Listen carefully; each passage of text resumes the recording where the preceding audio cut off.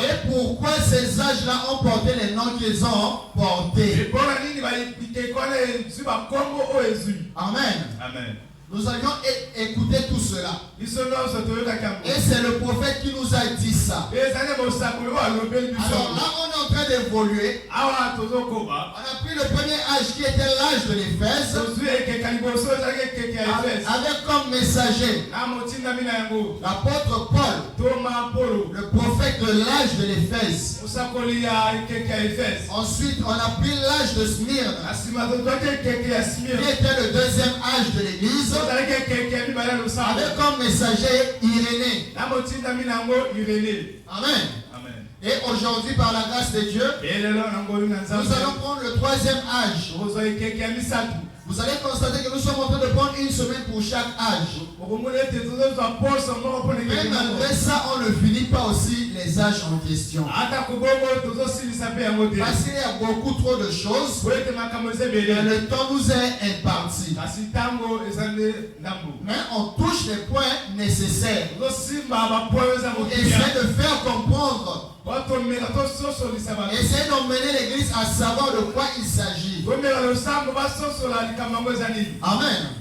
Et ce matin, par la grâce de Dieu, nous allons prendre le troisième âge, qui est l'âge de Pergame. Parce qu'il y a 7 âges de l'église, avec 7 messagers. Et ces messagers-là, le frère Branham nous a dit que ces messagers-là, ce sont les 7 étoiles qui étaient entre les mains droites. La main droite de celui qui marche entre les 7 chandeliers d'or.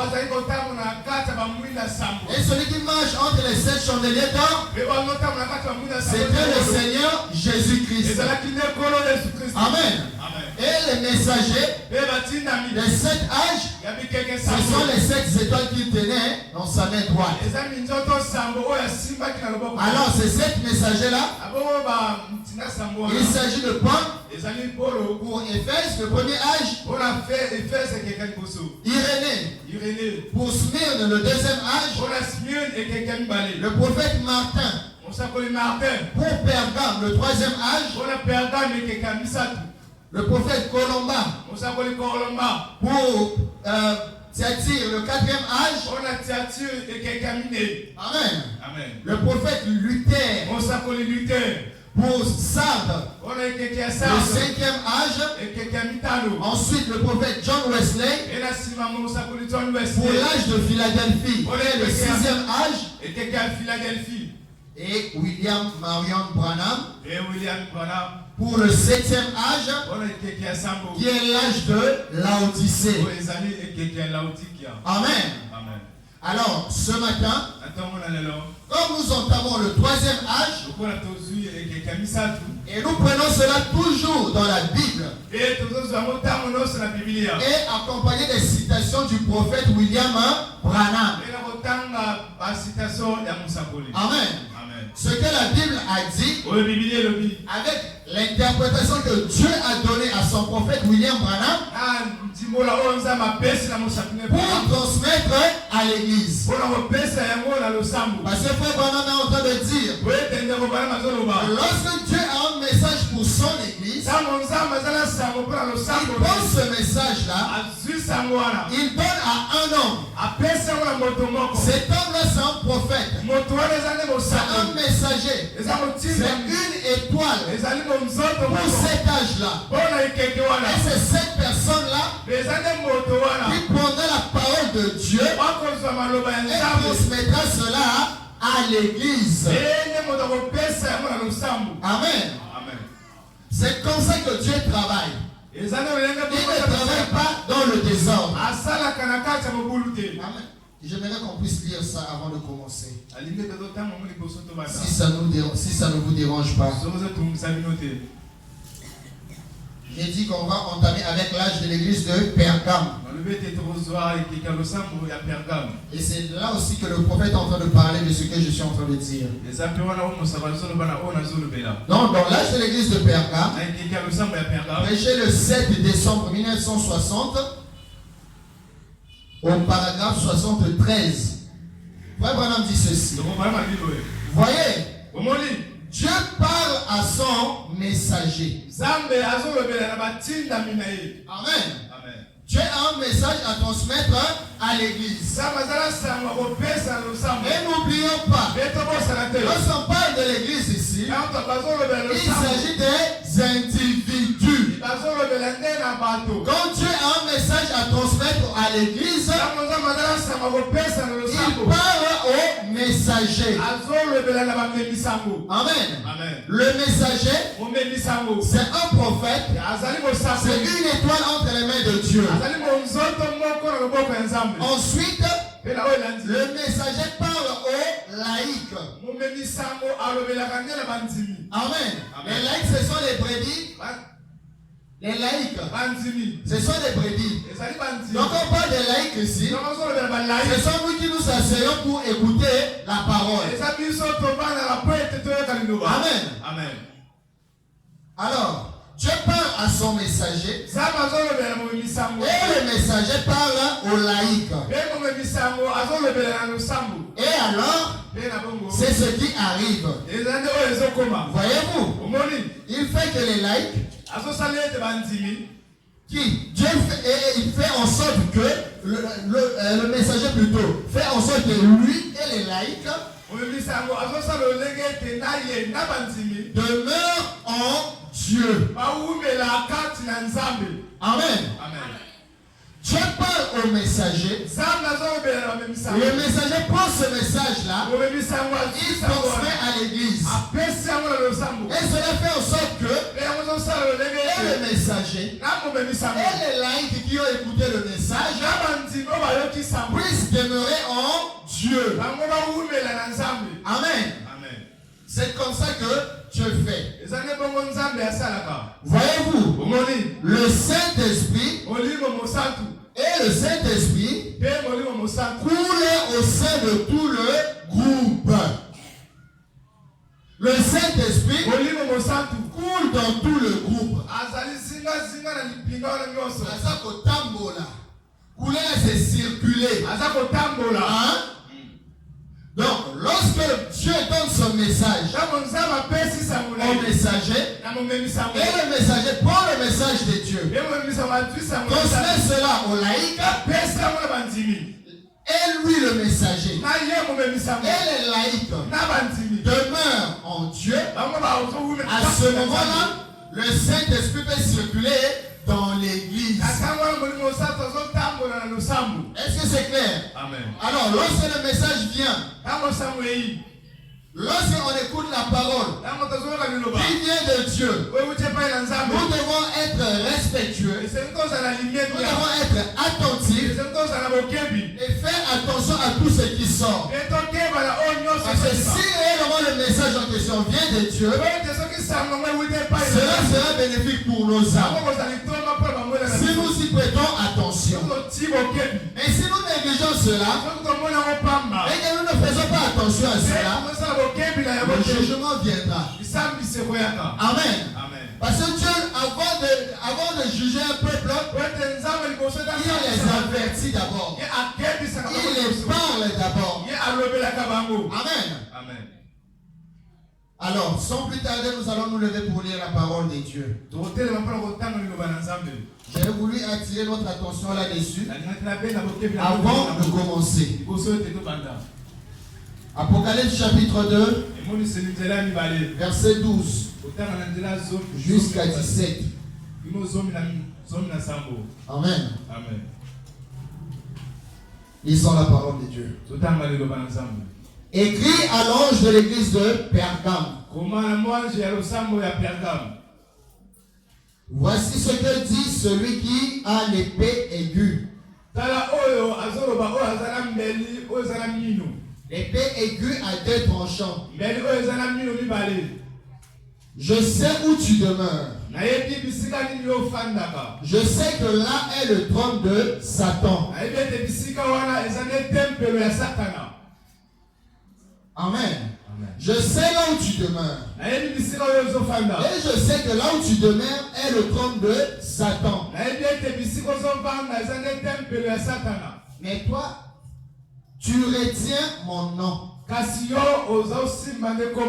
Et tu n'as pas régné ma foi. Même au jour d'Antipas, mon témoin fidèle,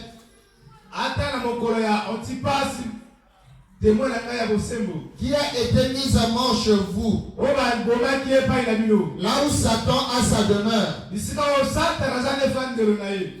Mais j'ai quelque chose contre toi. C'est que tu as là des gens attachés à la doctrine de Balaam, qui enseignait à Balak à mettre une pierre d'achoppement devant les fils d'Israël. Qui enseignait à Balak. Les enseignements de Balaam qui enseignaient à Balak à mettre une pierre d'achoppement devant les fils d'Israël. Amen. Devant les fils d'Israël. Pour qu'ils mangeassent des viandes sacrifiées aux idoles.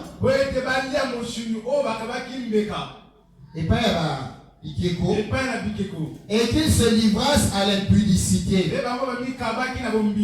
De même, toi aussi, tu as des gens attachés pareillement à la doctrine des Nicolaïtes.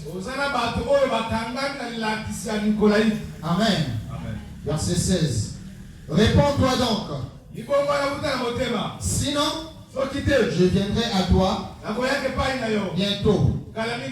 Et je les combattrai avec l'épée de ma bouche. N'oublions pas, cette épée-là, c'est la parole de Dieu. Amen. Je viendrai à toi et je les combattrai avec l'épée de ma bouche. Que celui qui a des oreilles entende ce que l'Esprit dit aux églises. À celui qui vaincra, je donnerai la manne cachée et je lui donnerai un caillou blanc. Et sur ce caillou est écrit un nom nouveau que personne ne connaît, si ce n'est celui qui le reçoit. Que Dieu bénisse sa parole, assoyons-nous.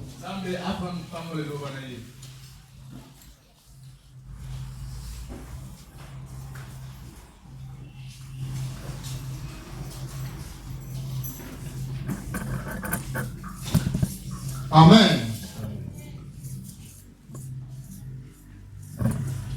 Dans notre étude, vous allez constater que chaque église a quelque chose que Dieu lui dit. Pour l'âge d'Éphèse, Dieu avait dit quoi? Je connais tes œuvres. Je connais ton travail. Amen.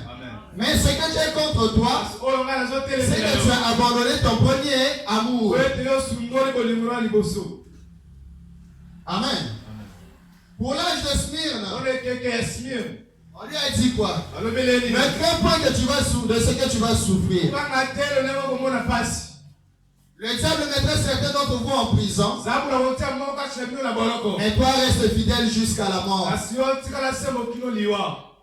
N'est-ce pas? Et ici, on est en train de dire à l'âge de Pergame, je sais là où tu demeures. Et je sais que là où tu demeures est la demeure de Satan. Le trône plutôt de Satan. Tu demeures quelque part. Tu vis quelque part. Mais cet endroit-là, Satan a établi son trône. Amen. Mais malgré cela, toi retiens mon nom. Ne réunis pas ma foi. Amen. Malgré que c'est le trône de Satan, Satan a établi son trône à cet endroit-là. Dans l'âge de Smyrne, on appelait les gens les synagogues de Satan. Amen. les synagogues de Satan. Et ici, il s'agit maintenant de l'endroit qui est devenu le trône de Satan. Amen, amen. Je sais où tu demeures. Je sais que là est le trône de Satan. Là où tu demeures là, c'est là où est le trône de Satan. Et il faut vraiment entendre dire dans cette brochure de l'âge de Pergame que autrefois Satan avait établi son royaume à Babylone. Amen. Le trône de Satan était à Babylone. Mais lorsque les Perses ont ravi le royaume, le roi qui était là a fui, il est parti s'installer à Pergame. Et lorsqu'il est parti là-bas, c'est là où le trône de Satan aussi est parti à Pergame. Et ça allons dire ça tout à l'heure. Amen. Donc le trône de Satan a quitté Babylone pour aller s'installer à Pergame. Je sais que là est le trône de Satan.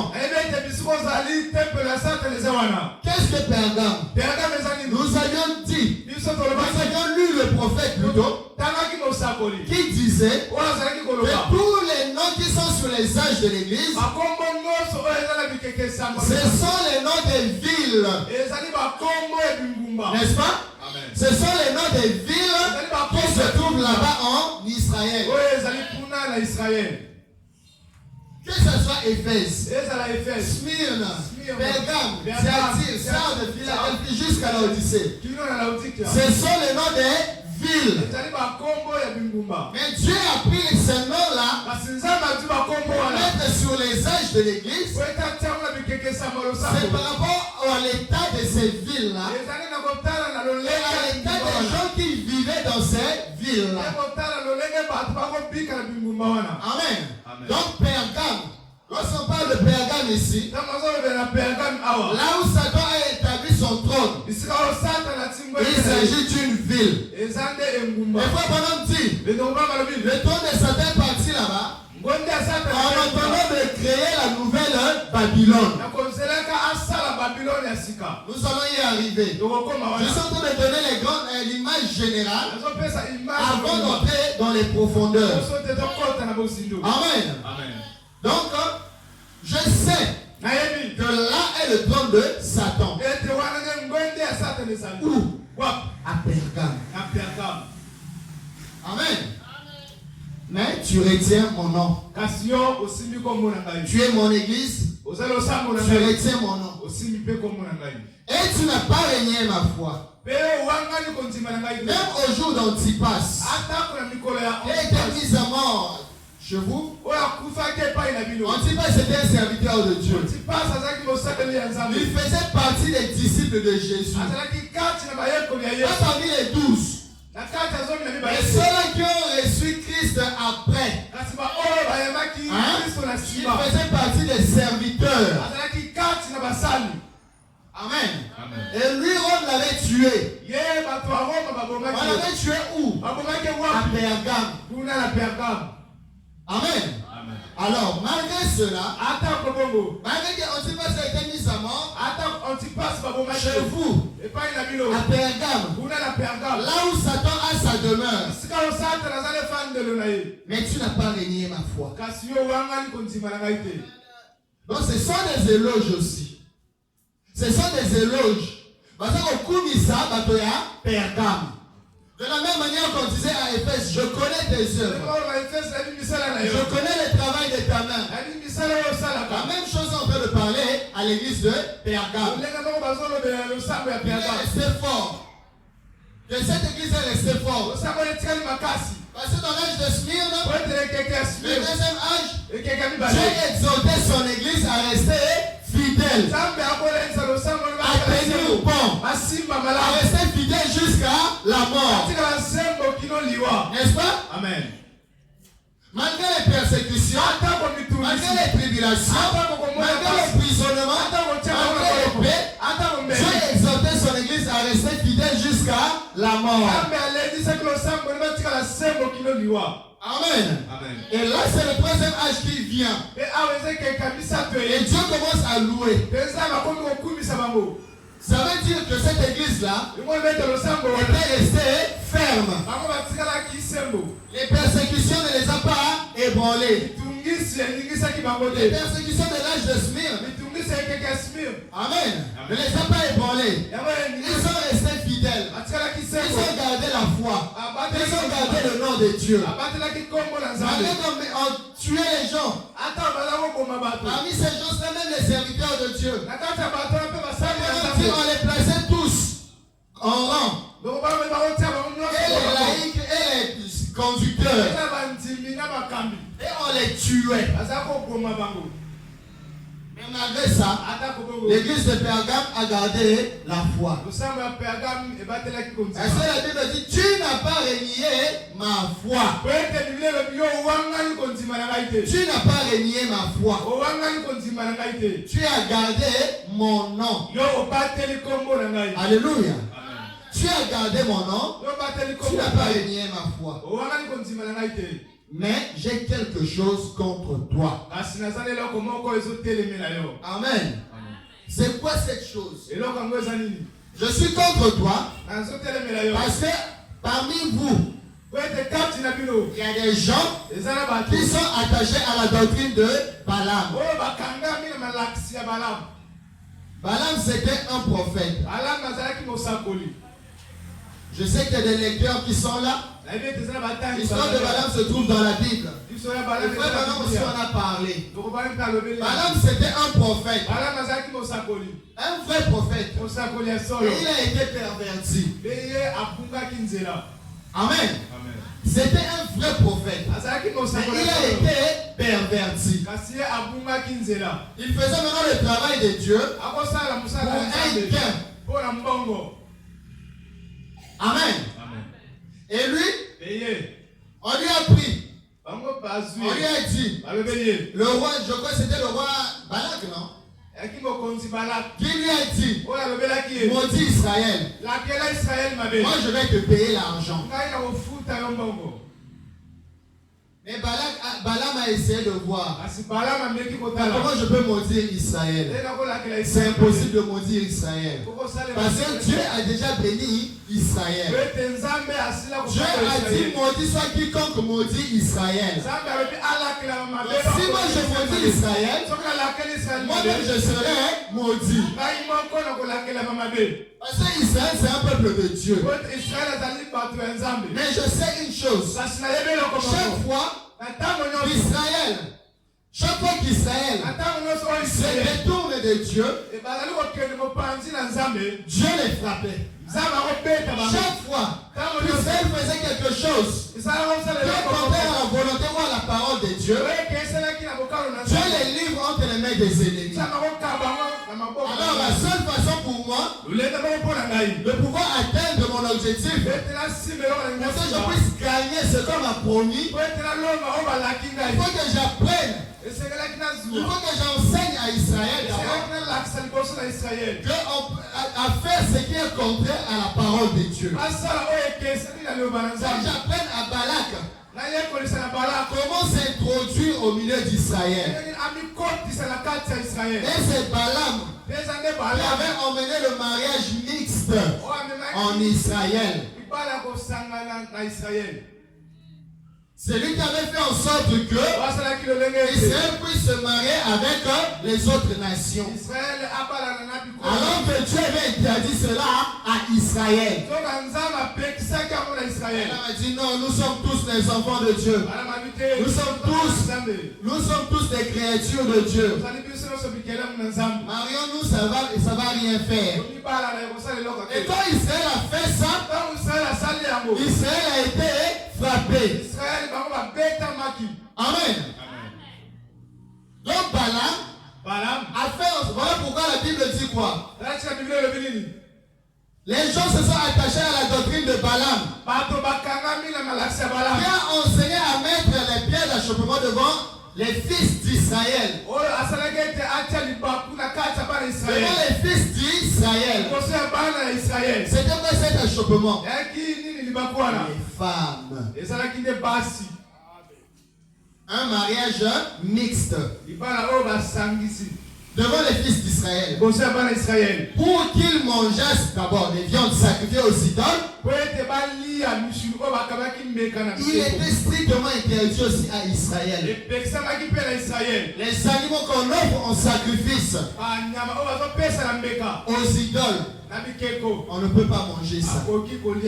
Mais Balak a fait en sorte qu'Israël puisse manger ça. Pourquoi? Les enseignements de Balaam.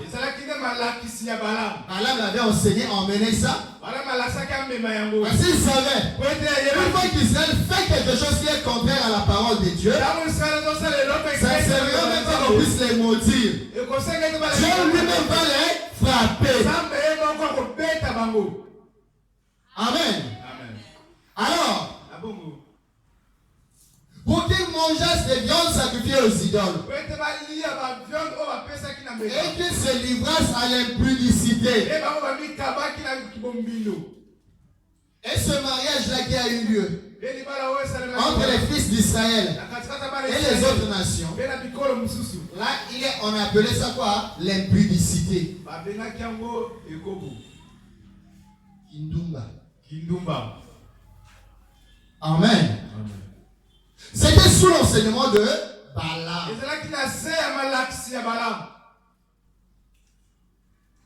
Voilà pourquoi Dieu est contre Pergame. Parce que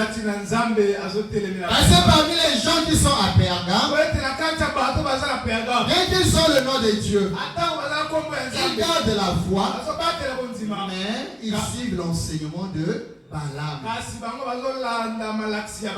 Autrement dit, ils ont commencé à faire les choses là que nous venons de lire. Se livrer à l'impudicité, manger les viandes sacrifiées aux idoles. Voilà pourquoi Dieu est contre Pergame. Seulement ça. Pas seulement ça. De même toi aussi, tu as des gens pareillement qui sont attachés à la doctrine des Nicolaïtes. Les Nicolaïsmes, nous l'avons étudié aussi. Abraham dit que c'est le fait de chercher à imposer les gens et choses par la force. Hein? C'est ce que nous avions lu dans les brochures du prophète. Alors, lorsque ces choses-là ont commencé à se manifester dans l'âge de Pergame, voilà pourquoi Dieu a parlé de la sorte. Amen. Dieu a parlé à l'âge de Pergame. Et par la suite, il dit, réponds-toi donc. Sinon, je viendrai à toi bientôt. Et je les combattrai avec l'épée de ma bouche. L'épée qui est dans la bouche, et celui qui parle là, n'est rien d'autre que la parole de Dieu. Parce que dans Hébreu, il est dit, la parole de Dieu est une épée à double tranchant. Amen. La parole de Dieu est une épée qui est à double tranchant. Il tranche de part et d'autre. Amen. Donc ici, c'est Dieu qui dit qu'il va venir combattre avec la parole.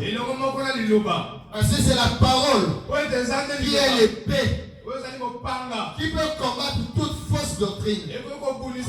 La parole est l'épée qui peut te rendre victorieux en tout. Lorsque tu utilises la parole devant chaque situation, si tu utilises la parole de Dieu, tu vainqueur. Même Jésus lorsqu'il est venu sur la terre, toute la divinité habitait en lui. Toute la puissance de la divinité habitait en Jésus-Christ. Il pouvait prononcer la parole, la nature obéissait. Il pouvait dire quelque chose et ça arrive. Il opérait plusieurs sortes de miracles. Il était plus puissant que les vents, que les tempêtes, que la maladie, que la mort. Mais lorsque le diable est venu pour le tenter, après ces 40 jours de jeûne, lorsque le diable est venu pour le tenter, Jésus pouvait utiliser sa puissance. Mais il ne l'a pas utilisé. Il a utilisé quoi? La parole. Il a utilisé la parole. Parce que la parole de Dieu vaincra toujours. Toujours. N'importe quand, n'importe où, dans n'importe quelle situation, dans n'importe quelle condition. La parole de Dieu vaincra toujours. C'est une épée à double tranchant. Amen. C'est ça l'arme que nous devons toujours utiliser. La parole de Dieu est une arme que nous devons utiliser. Et si nous utilisons la parole de Dieu, nous serons victorieux. Amen. Nous allons maintenant entrer dans le vif du sujet.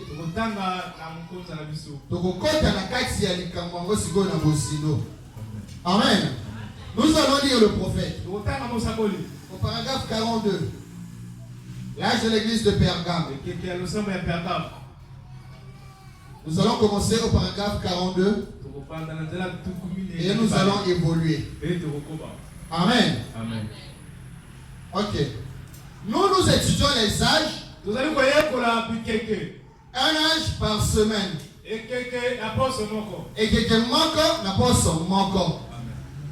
Mais frère, par exemple, lorsqu'il prêchait cela, il prenait un âge en une soirée, en une journée. Et donc en une journée, il vient, il parle d'un âge. Dans une autre journée, il parle de l'âge encore. Amen. Amen.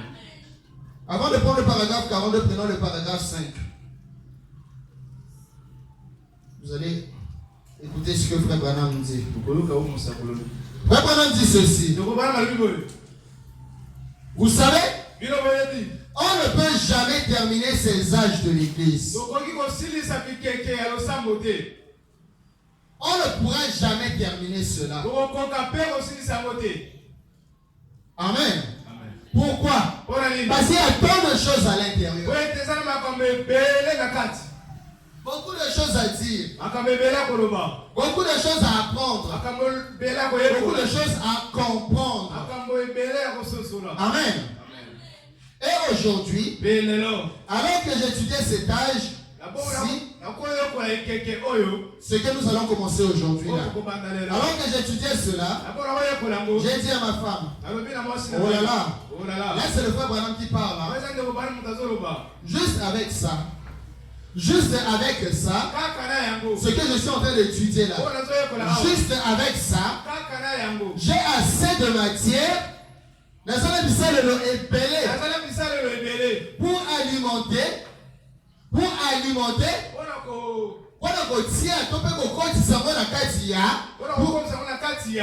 alimenter la prédication de 50 sermons. Hein?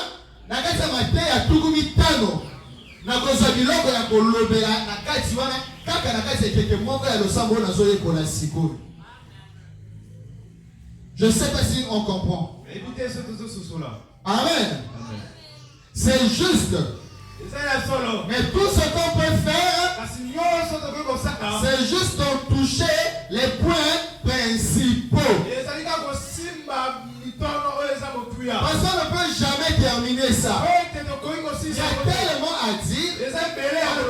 est terminé. Alors ce qu'on peut faire, c'est juste en toucher les points principaux. Amen. Est-ce que c'est clair? Maintenant prenons le paragraphe 42. Frère Branham dit ceci. Bon, dans le premier âge de l'Église, nous avons vu les débuts des Nicolaïtes. Amen. Dieu s'est révélé. Jésus s'est révélé en tant que Dieu Tout-Puissant.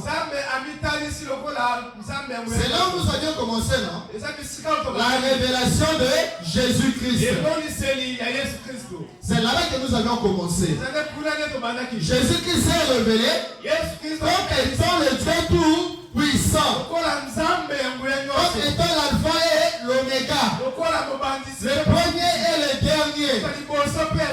Le Dieu Tout-Puissant. Pas un autre. Pas une partie. Il n'est pas une portion de Dieu. Amen. Il était le seul et l'unique Dieu. Et c'est là aussi que nous avons commencé notre enseignement. Sur la révélation de Jésus-Christ. Que Jean avait reçu où? À l'île de Patmos. Amen. Continuons. Bon, dans l'âge d'hier, j'ai bien dit, le frère Branham parlait des âges à chaque jour. Par exemple, lundi, il a parlé de l'âge de l'Éphèse. Le mardi, il vient parler de l'âge de Smyrne. Et le mercredi, il vient parler de l'âge de Pergame. Le jeudi, l'âge de Thyatire. Chaque jour, il parlait d'un âge. Voilà pourquoi ici, vous allez voir hier. Amen. Et quand il parle d'hier là, on peut prendre la semaine passée. Parce que nous, on n'étudie pas ça chaque jour, mais on étudie ça par semaine. Est-ce que c'est compréhensible? Amen. Ok, continuons. Alors, dans l'âge de l'église d'hier, ou encore dans l'âge de l'église de la semaine passée, en parenthèse, l'âge de Smyrne, que nous avions étudié la semaine passée, nous avons vu qu'il s'est tenu à la porte et qu'il a écrit des choses à l'église. Il leur a parlé de leur pauvreté. N'est-ce pas ce que nous avions écouté sur l'âge de Smyrne? La Bible dit quoi? Je connais ta pauvreté. Bien que tu sois riche. Il est riche pourquoi? L'âge est riche quand il s'approche à Jésus. Mais sans ça, c'est un âge pauvre. Amen. C'est ça que nous avons étudié la semaine passée. Il a parlé à l'église. Et leur a parlé de leur pauvreté. Mais il a dit qu'ils haïssaient ces Nicolaïtes. Amen. À l'âge de l'Éphèse, le nicolaïsme a commencé. Dans l'âge de Smyrne, Dieu a signalé à son église que lui n'aime pas le nicolaïsme. Alors son église doit rester fidèle à la parole jusqu'à la mort. Amen. Il haïssait ces nicolaïtes et tout. Hier soir, la semaine passée, ils étaient censés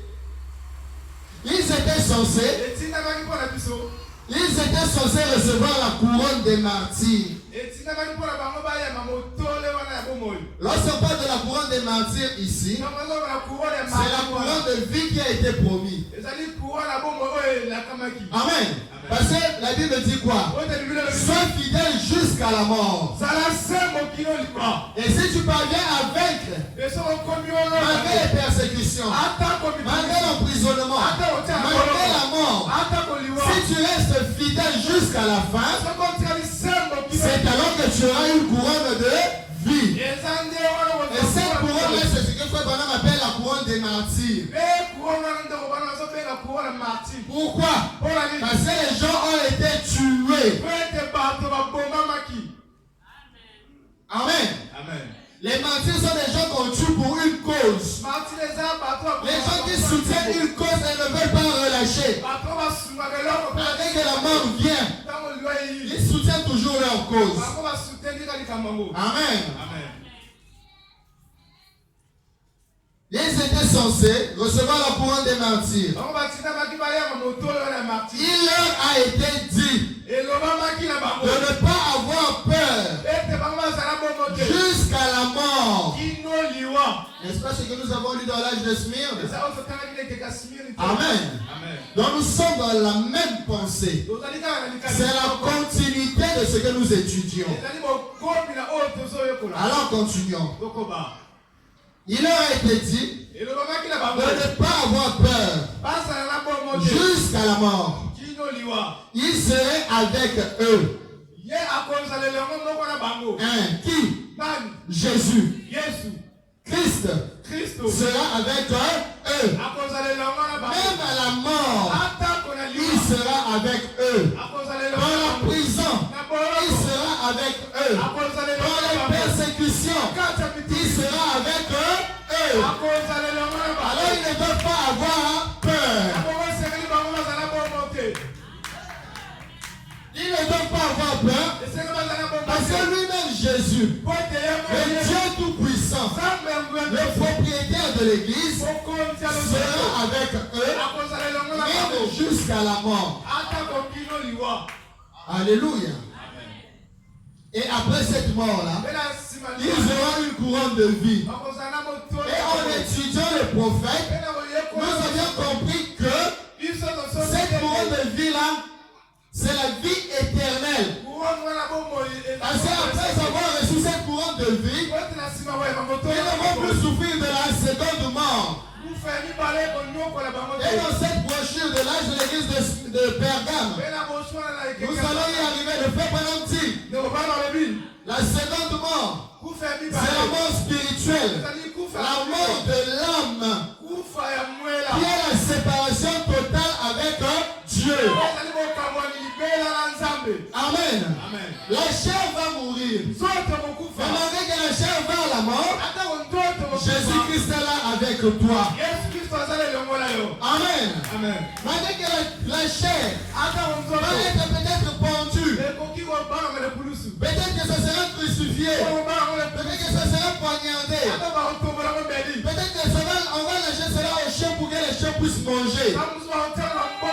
Parce que Branham dit dans cette brochure que les martyrs, amen, parmi eux, il y a de ceux-là qu'on les prenait. On prend un tronc d'arbre. Rond, un tronc d'arbre rond. On les attache comme ça. Ils étaient dans la cascade. Il y a Asali Loba Ayamin Zété. Et on attache les mains de l'autre côté. On attache aussi les pieds là-bas. Et on les jette en pâture aux chiens. Pour que les chiens sauvages, bien sûr.